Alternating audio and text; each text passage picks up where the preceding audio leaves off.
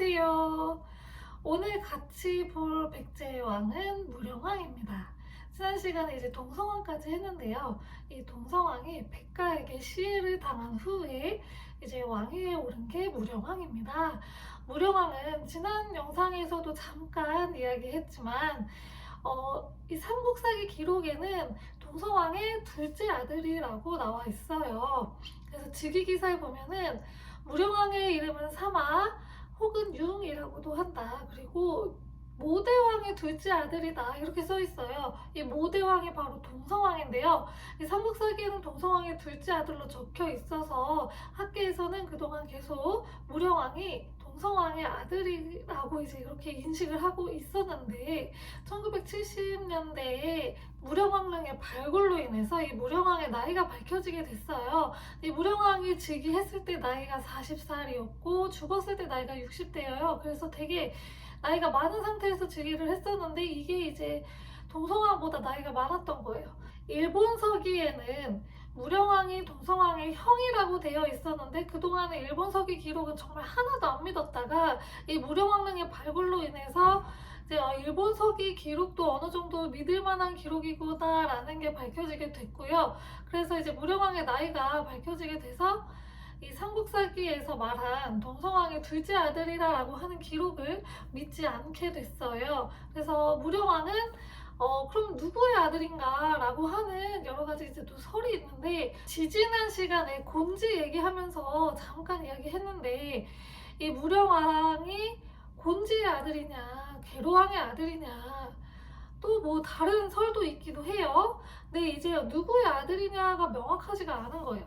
곤지가 일본으로 넘어갈 때 계로왕한테 그 계로왕의 아내를 달라고 부탁을 했대요. 그래서 임신한 계로왕의 아내를 부인을 이제 곤지에게 넘겨주고 둘이 같이 일본에 건너가게 했는데 그 임신한 부인이 일본으로 건너가던 중에 이제 섬에 머물게 되는데 그 섬에서 이 무령왕을 낳았다는 거죠. 그렇다면 이 무령왕은 계로왕의 아들인가?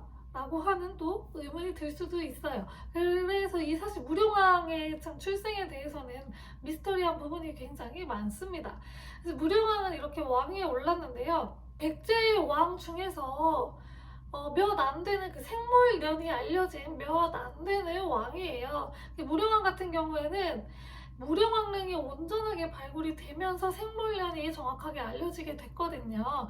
그래서 이 무령왕릉의 발굴 이야기는 이따가 마지막 부분에서 잠깐 설명을 해드리고 또 제 영상 중에서 공주 답사강 영상이 있는데 그 영상에서 또 설명을 해드렸으니까 참고하면 좋을 것 같고요. 이렇게 이제 왕위에 오른 무령왕은 삼국사기 즉위년 기사에 보면 즉위원년 기사에 보면은 이 백가가 동성왕을 죽였다고 했잖아요. 그리고 나서 얘가 가림성을 거점으로 이제 반란을 또 일으켜요, 무령왕 때. 그래가지고 이 무령왕이 백가를 죽입니다. 그래서 이 백가가 순순하게 항복을 했다고 해요. 순순히 항복을 해서 얘를 이제 백강에다가 던졌대요. 근데 이게 반항도 한 번 하지 않고 순순하게 나와서 항복을 했다라는 게 조금 의아해서 백가 뒤에 배후 세력이 있어서 순순히 그냥 항복하게 하지 않았을까 하는 의문도 제기가 되고 또 아니면 무령왕이 요 백가 뒤에 뭐 사주하지 않았을까라고 하는 또 그런 의문을 제기하기도 해요. 뭐가 진짜인지 모르지만 근데 이 무령왕의 개입설은 뭐 크게 지지를 받는 그런 설은 아니긴 하고요. 이때 백가가 무슨 뒤에 배후 세력, 어떤 지원 세력이 있지 않았을까 싶기는 합니다.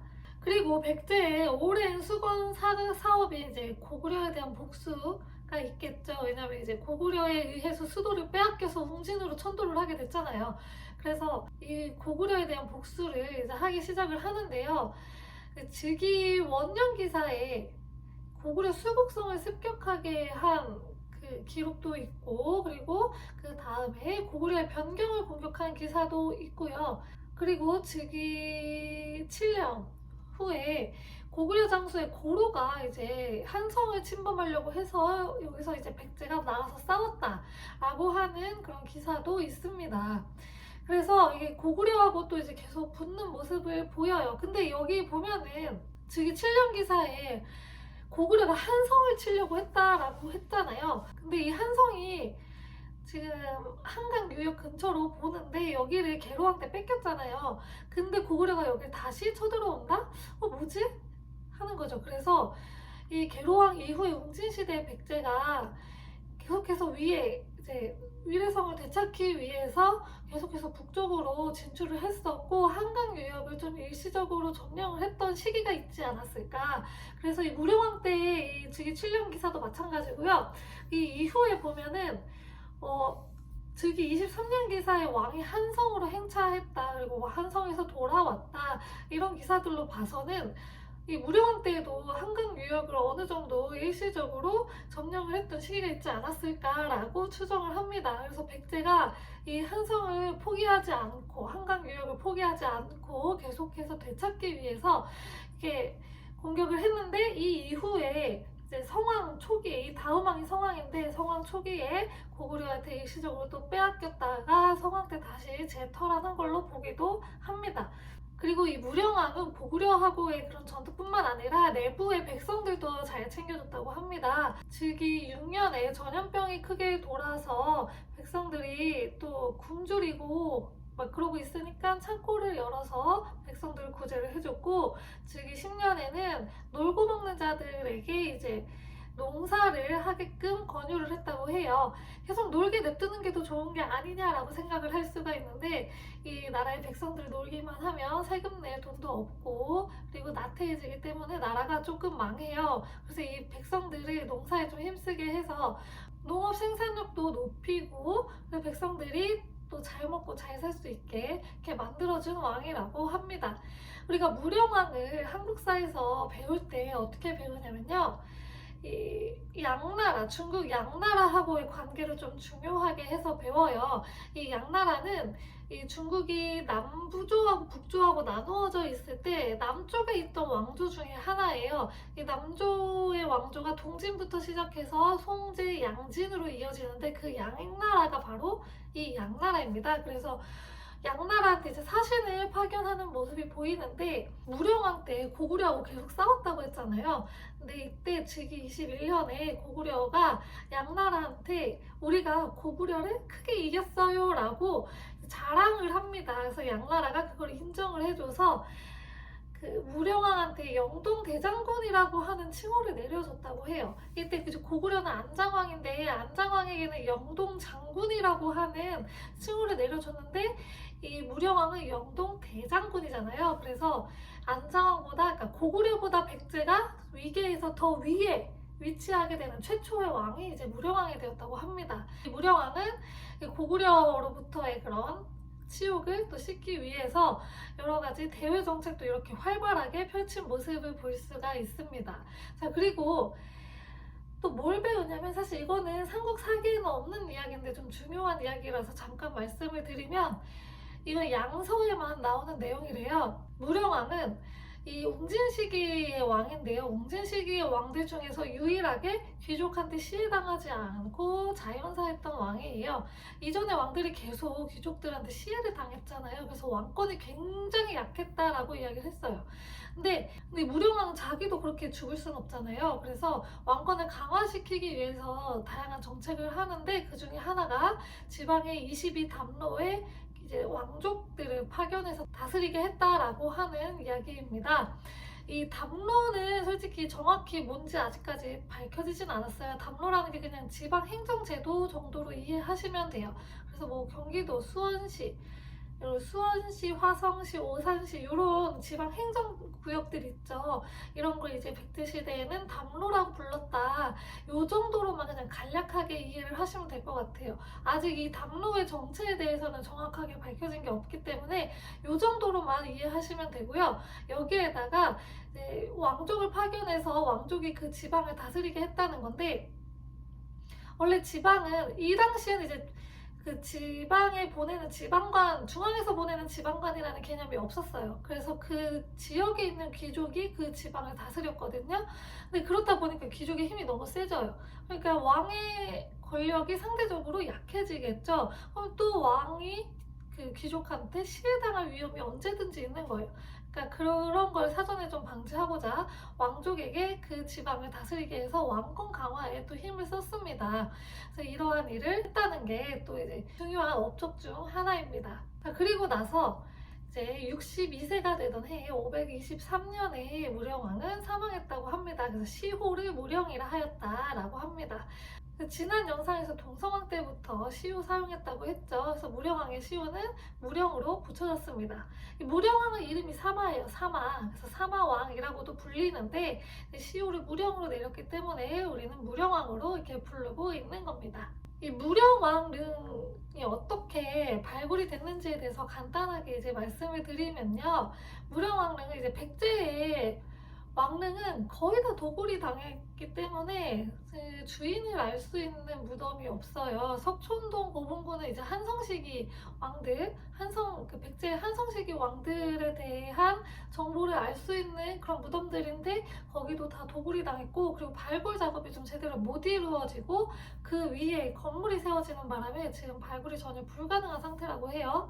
그리고 이제 웅진 시기의 왕들 같은 경우에는 그 공주에 있는 송산리 고분군이 있어요. 여기가 이제 웅진시대의 왕들이 여기 묻혀 있을 것으로 예상이 되고, 그리고 마지막 다음 시간에 이제 할 건데 사비로 천도를 해요. 그 사비 시대의 왕들은 충남 부여에 있는 부여 왕릉원이 있어요. 거기에 이제 묻혀 있을 것으로 예상이 돼요.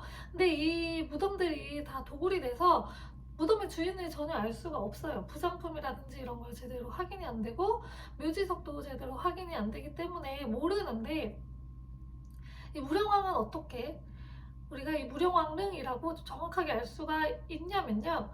이게 얘만 도굴이 안 당한 거예요. 무령왕릉이 왜 도굴이 안 당했냐면 좀 이렇게 무덤 두 개 사이에 껴있어가지고 또 낮고 이래가지고 무덤이라고 전혀 생각을 못했대요.